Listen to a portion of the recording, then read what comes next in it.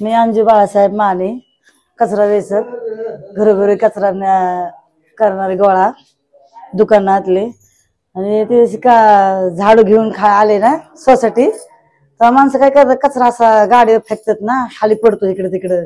म्हणून मी असे बघितलं, सगळा कचरा त्या गाडीत टाकला आणि एक जी बॅग जी होती ना ती बी टाकली. तर गोळ्या औषध असे पडल्याच्या नंतर आमचे लाईनीची माणसं येत ना गोळ्या औषधवाले, त्यांना आवाज दिला.